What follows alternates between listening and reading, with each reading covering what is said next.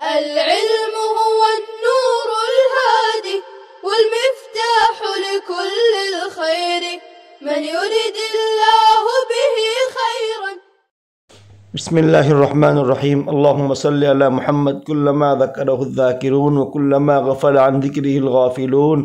يا ربي صل وسلم دائما ابدا على حبيبك خير الخلق كلهم. عزیز طلباء اعظام، گزشتہ سبق میں ہم نے اذان اور اقامت سے متعلق یہ گفتگو کی کہ فرض عین نمازوں کے لیے اور جمعہ کو جماعت سے ادا کرنے کے لیے اذان سنت مؤکدہ علی الکفایہ ہے۔ اگر شہر یا بستی کی کسی بھی مسجد میں اذان نہ ہو تو سارا محلہ گنہگار ہوگا، اور اگر کسی محلے والے نے اذان کے ترک پر اتفاق کر لیا تو امام محمد فرماتے ہیں کہ ان سے جنگ حلال ہے۔ لہذا اس سے سمجھ میں آیا کہ اذان کی سنت یہ زیادہ اہتمام والی سنت ہے، لہذا اذان کو ترک نہیں کرنا چاہیے۔ آج کے سبق میں اذان کے مستحبات کو بیان کر رہے ہیں۔ فرماتے ہیں درج ذیل امور اذان کے لیے مستحب ہے۔ نمبر 1، مؤذن باوضو ہو۔ اذان یہ ایک محتم بالشان عمل ہے، ایک عظیم عمل ہے، اور اذان دینے والے کے لیے احادیث میں کئی فضیلت وارد ہوئی ہے، لہذا مؤذن کو بھی چاہیے کہ اذان دیتے وقت خود باوضو ہو اور صاف ستھرے کپڑے پہن کر سج دھج کر اذان کے لیے آئے، اذان کے لیے تیاری کے ساتھ آئے، تاکہ آپ جس اخلاص کے ساتھ اور جس درد کے ساتھ اذان دو اسی طرح تڑپ کے ساتھ لوگ بھی نماز کے لیے حاضر ہو۔ نمبر 2، مؤذن سنت طریقے اور نماز کے اوقات کو جاننے والا ہو۔ مؤذن کو سنت طریقے معلوم ہونا چاہیے، اور اسی طرح مؤذن کو نماز کے اوقات بھی معلوم ہونا چاہیے۔ پتہ چلا کہ ایسے وقت میں اذان دے دیا جس وقت میں ابھی نماز کا وقت شروع نہیں ہوا تھا، لہذا مؤذن نماز کے اوقات کو جاننے والا ہو۔ نمبر 3، مؤذن نیک و صالح آدمی ہو۔ جی مؤذن کے لیے چاہیے کہ وہ نیک صالح ہو، تاکہ اس کی آواز اور اس کی پکار پر لوگ بھی جوق در جوق مسجد میں تشریف لائے۔ مؤذن اور اذان دینے والے کا اثر بھی ہوتا ہے۔ نمبر 4، مؤذن اذان کے وقت قبلہ رو ہو، اس لیے کہ مؤذن ایک اذان والا عمل کر رہا ہے جو عظیم عمل ہے، اور اس کو قبلہ رو اگر ہو کر اذان دے تو یہ زیادہ اچھا ہے۔ نمبر 5، مؤذن اذان کے وقت اپنی انگلیوں کو کانوں میں داخل کرے۔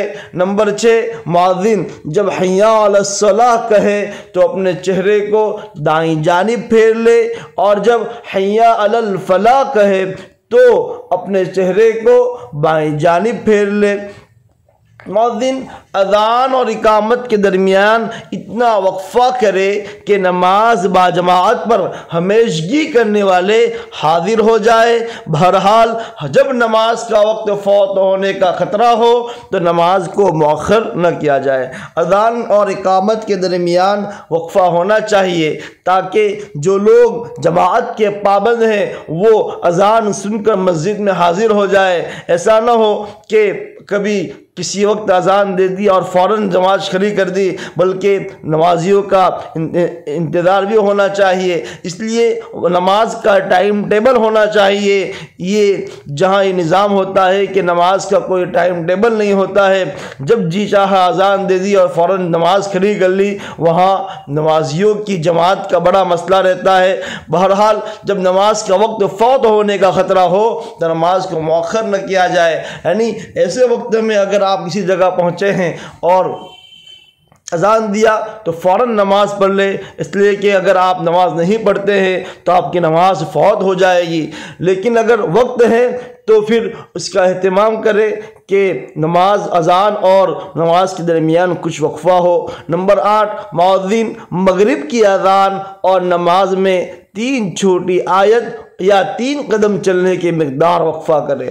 مغرب کی اذان کے بعد مغرب کی جماعت کا جو وقت ہوتا ہے وہ مختصر وقت ہوتا ہے، لہذا مغرب کی اذان اور جماعت کے درمیان اتنا مختصر وقفہ کرے کہ جس میں 3 چھوٹی آیتیں تلاوت کی جا سکے یا 3 قدم چل سکے۔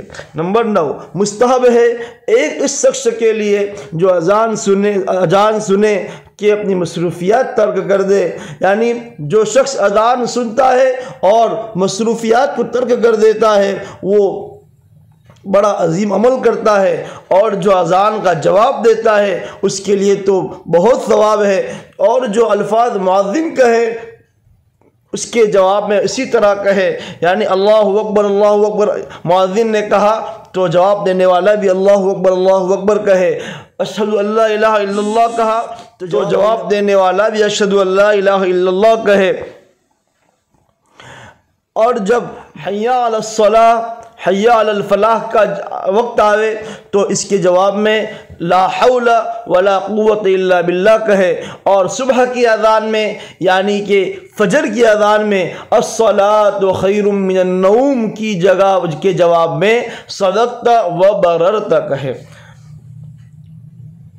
حی علی الصلاۃ اور حی علی الفلاح کا جواب حی علی الصلاۃ اور حی علی الفلاح نہیں ہوگا، بلکہ اس کا جواب ہوگا لا حول ولا قوت الا باللہ۔ اور فجر کی اذان میں حی علی الصلاۃ اور حی علی الفلاح کے بعد الصلاۃ خیر من النوم کا اضافہ ہوتا ہے، تو الصلاۃ خیر من النوم کے جواب میں آپ کہیں گے صدقت و بررت۔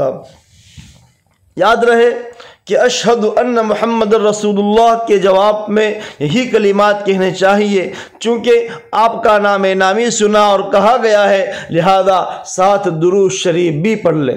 اگر کئی مساجد سے اذان کی آواز آ رہی ہو تو پہلی اذان کا جواب دے، دوسری اذانوں کا جواب ضروری نہیں، یعنی کئی ایک مساجد ہے شہر وغیرہ کے اندر اور ہر جگہ سے آواز آ رہی ہیں تو پہلی اذان کا جواب دے دے، یہ ضروری تھا، اب اذان کا جواب اس کے لیے ضروری نہیں ہے۔ مؤذن اور سامع کے لیے اذان کے بعد ان کلمات کے ساتھ دعا کرنا مستحب ہے۔ دعا یہ ہے اللہم رب هذه الدعوة التامة والصلاة القائمة آت محمدا الوسيلة والفضيلة وبعثه مقاما محمودا الذي وعدته۔ اذان کے بعد حضرت صلی اللہ علیہ وسلم پر درود شریف اور درجہ ذیل دعا پڑھنا بھی ثابت ہے۔ رضیت باللہ ربا وبالاسلام دینا وبمحمد نبیا۔ یہ نماز کا اذان کے مستحبات تھے۔ آنے والے سبق میں انشاءاللہ آپ کے سامنے اذان کے مکروہات بیان کریں گے۔ والسلام علیکم ورحمۃ اللہ وبرکاتہ۔ السلام عليكم، لا تنسوا الاعجاب بالفيديو والاشتراك في القناة تشجيعا لنا لنستمر بنشر المزيد إن شاء الله.